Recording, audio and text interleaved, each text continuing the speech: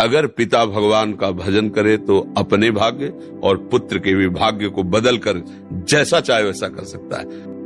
वो तो आएगा अपने ही कर्मों से, पर उसमें दुख और सुख का अनुभव तुम्हारे कर्म उसमें सम्मिलित होंगे।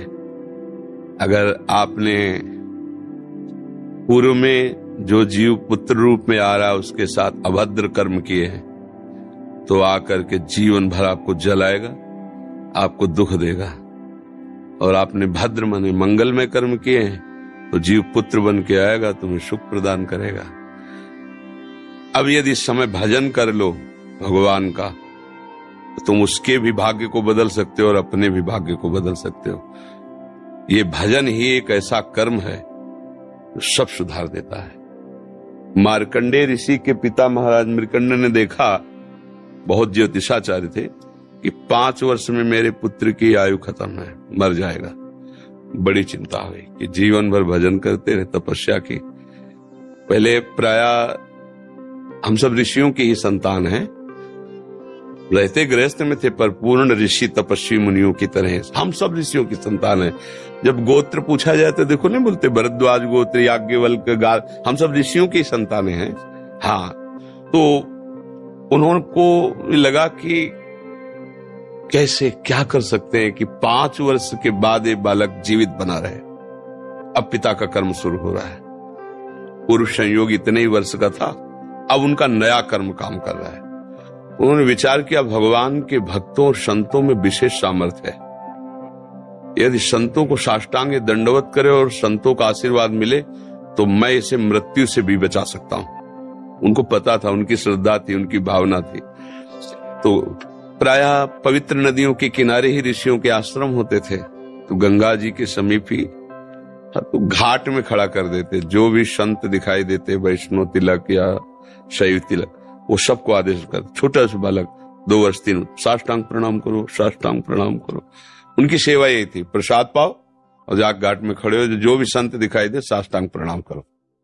एक दिन प्रच्छन्न वेश से गुप्त रूप से सनक सनंदन सनातन सनत कुमार भी, अब आपको क्या पता कौन महात्मा किस कोटि का किस वेश में तुम्हारे पास बैठा है, या तुम्हारे संग वार्तालाप कर रहा है, या तुम्हें कभी मिल सकता है, हमारी दृष्टि नहीं है ना। और वो दिव्य महापुरुष थे और वो देखा करते थे। जब साष्टांग प्रणाम किया तो चारों संत वेश में थे, उनका चिरंजीवी भाव, बस वो आ गए। कहा, महाराज मेरी दृष्टि अचूक है, आप सनक सनंदन सनातन सनत कुमार चारों ब्रह्म कुमार है ना, प्रच्छन्न वेश से आप घूम रहे हैं, ये तो अभागी है, 5 वर्ष में इसकी मृत्यु हो जाएगी।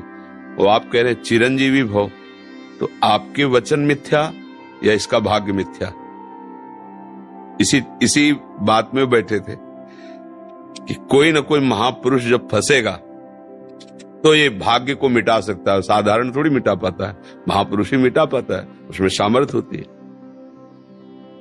तो उनका ठीक है, चिरंजीवी तो रहेगा ही। तुम्हारी ज्योतिष से तुमको पता है किस मिनट में किस सेकंड में मृत्यु होगी।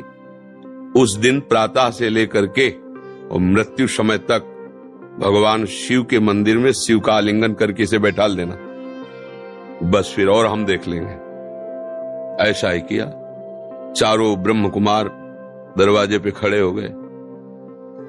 तो ऐसे पुरुषों के पास यमदूत नहीं आते, साक्षात धर्मराज आते हैं। धर्मराज ने देखा सनक सनंदन सनातन सनत कुमार, तो उनका इस जीव का समय हो रहा है, आप आदेश करें तो मैं इसे ले जाऊं।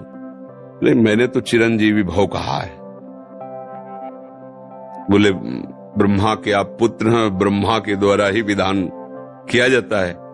तो इतनी वार्ता हो ही रही थी कि भगवान शंकर प्रकट हो गए। उनका कि कुछ बदलना नहीं है, 5 वर्ष की आयु ना, हाँ 5 वर्ष रहे, मेरी आयु के 5 वर्ष रहे। भगवान ब्रह्मा जी एक सुई लेकर के ऐसे कमल में छेद देते, आका 1 वर्ष हो जाता है। वो क्रम जब समय का नहीं, जैसे उत्तरायण दक्षिणायन देवताओं के दिन रात, ब्रह्मा जी का दिव्य 100 वर्ष का जो आयु का विवरण है ना, उसको जब पढ़ो तो होश खराब हो जाएगी। एक दिन में 74 मनु बदल जाते हैं, इंद्र बदल जाते हैं एक दिन में।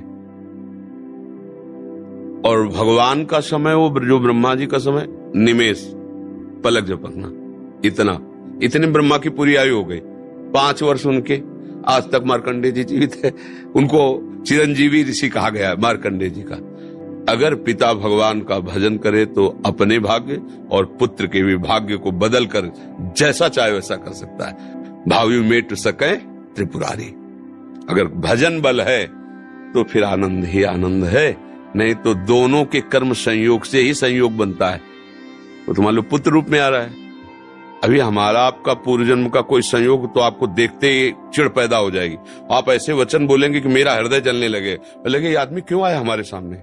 वो हमारा कर्म है जो आपको भी जला रहा है, मेरे को भी जला रहा है, दोनों में द्वेष पैदा कर रहा है। और अगर अच्छा देखते ही ऐसा लगा कि मानो हमने बहुत समय से अपने प्रियजन को बाद में देख, ऐसा लगता है ये तो हमारे बहुत प्रिय, और देखकर आनंद है, आप जाओगे खुशी हुई, हमारा खुशी हुई, क्या हुआ? कर्म ही सबको दुख सुख देता है और कुछ नहीं। अगर कर्म को कोई मिटा सकता है तो भगवान का भजन मिटा सकता है दूसरा नहीं। खूब प्रभु का आश्रय लेकर के उनकी लीला गायन करो, नाम जप करो, सब ठीक हो जाएगा। और गर्भस्थ शिशु को भगवत चर्चा सुनानी चाहिए, उससे प्रभाव पड़ता है। जैसे माँ गर्भवती है तो चाहिए कि स्वयं स्वाध्याय करे, या फिर परिवार के जन कथा कह रहे हो, चुपचाप शांति से बैठ के सुने और नाम जप करे, तो गर्भस्थ शिशु पर उसका प्रभाव पड़ता है। जैसे प्रहलाद जी जब कयाधु जी के गर्भ में थे तो नारद जी अपने आश्रम में लेकर के उनको भी भगवत चर्चा भक्ति का उपदेश किया। तो ऐसे महान भागवत 5 वर्ष में विश्व विजेता हिरण्यकश्यप को परास्त कर दिया। 5 वर्ष की आयु प्रहलाद जी की है और विश्व शक्ति संपन्न हिरण्यकश्यप परास्त कर दिया। अभिमन्यु जी गर्भ में ही थे, चक्रव्यूह का वेदन की क्रिया बताई तो 6 द्वार वेदने की क्रिया तक वो जगती रही, 7वें में सो गई। तो फिर वो मतलब गर्भस्थ शिशु पर बाहरी चर्चा का प्रभाव पड़ता है, बाहरी आचरण का प्रभाव पड़ता है। यदि हम नाम कीर्तन, भगवत चर्चा, भगवत कथा वार्ता, तो उसमें भक्ति का अंकुरण हो जाएगा, गर्भस्थ शिशु में उसका प्रभाव पड़ जाएगा।